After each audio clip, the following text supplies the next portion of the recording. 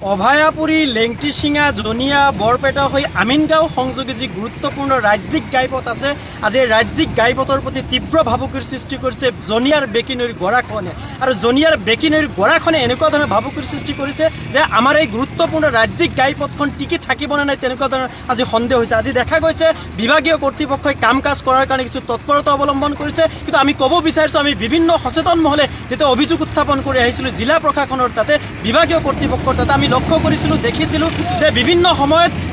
এই বেকিনৈৰ পৰাই অবৈধভাৱে বালি খনন কৰা হৈছিল আৰু অবৈধ বালি খনন কৰাৰ কাৰণে এনেকুৱা ধৰণৰ গৰাখনৰ সৃষ্টি হ'ব পাৰে বুলি তেতিয়া আশংকা প্ৰকাশ কৰিছিলোঁ, কিন্তু বিভাগীয় কৰ্তৃপক্ষ আৰু জিলা প্ৰশাসনে এনেকুৱা ধৰণৰ ব্যৱস্থা কোনো গ্ৰহণ কৰা নাছিলে। সেইকাৰণে আজি তেওঁলোকক ক'ব বিচাৰিছোঁ আজি আপোনালোকে তৎপৰতা অৱলম্বন কৰিছে ঠিকে আছে, কিন্তু আজিৰ তৎপৰতাই আমাৰ বিকল্প ৰাজ্যিক ঘাইপথখন ৰক্ষা কৰিব পাৰে নে নাই সেয়া আমাৰ সন্দেহ আছে। সেইকাৰণে আমি দাবী উত্থাপন কৰিছোঁ যিকোনো মূল্যৰ বিনিময়ত আমাৰ এই বিকল্প ৰাজ্যিক ঘাইপথখন যাতে ভাঙি নাযায়, যাতে ৰক্ষা কৰিব পাৰে তেনেকুৱা ধৰণৰ ব্যৱস্থা আপোনালোকে গ্ৰহণ কৰিব লাগিব। তাৰপিছত আমি ক'ব বিচাৰিছোঁ আমাৰ জনীয় সমষ্টিৰ পৰা তিনিবাৰকৈ বিধায়ক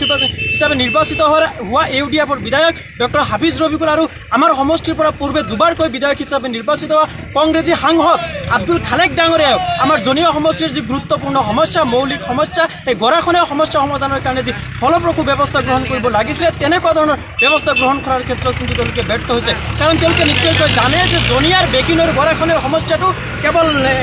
সৰু সমস্যা নহয়, এইটো ভাৰতবৰ্ষৰ এক অন্যতম সমস্যা। ভাৰতবৰ্ষৰ ভিতৰত যিমান এলেকা আছে সেই এলেকাবিলাকৰ ভিতৰত জনিয়া এলেকাটো হ'ল অত্যন্ত বান আৰু গৰাখনীয়া প্ৰবণ এলেকা। তাৰ পিছতো তিনিবাৰকৈ বিধায়ক হিচাপে নিৰ্বাচিত হোৱা দুবাৰকৈ সাংসদ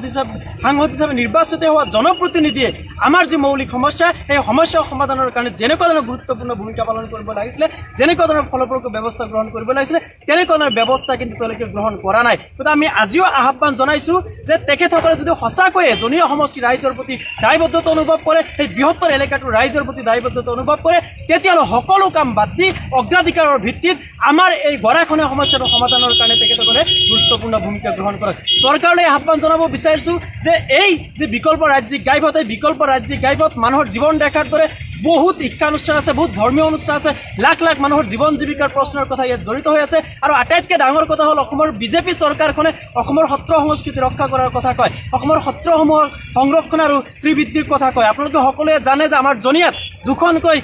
সত্ৰ আছে, কমচে কম অন্য কথা নহ'লে সেই সত্ৰ দুখন ৰক্ষা কৰাৰ কাৰণে আচলতে তেখেতসকলে বেকিনৈৰ গৰাখনীয়াৰ ওপৰত তেওঁলোকে গুৰুত্ব দিব লাগে আৰু বেকিনৈৰ গৰাখনীয়া সমস্যা সমাধান কৰাৰ কাৰণে তেওঁলোকে ব্যৱস্থা গ্ৰহণ কৰিব লাগে। আৰু অন্যথা যদি চৰকাৰে এই ব্যৱস্থা গ্ৰহণ নকৰে, আমাৰ জনপ্ৰতিনিধিসকলে যদি এই ব্যৱস্থা গ্ৰহণ নকৰে, বিভাগীয় কৰ্তৃপক্ষই যদি এই ব্যৱস্থা গ্ৰহণ নকৰে, তেতিয়াহ'লে আমি ৰাইজৰ দল কৃষক মুক্তিয়ে জনীয়া সমষ্টিবাসী ৰাইজক এই অঞ্চলৰ ৰাইজক লৈ কিন্তু আমি ভৱিষ্যতে গণতান্ত্ৰিকভাৱে আন্দোলন কাৰ্যসূচী গ্ৰহণ কৰিব।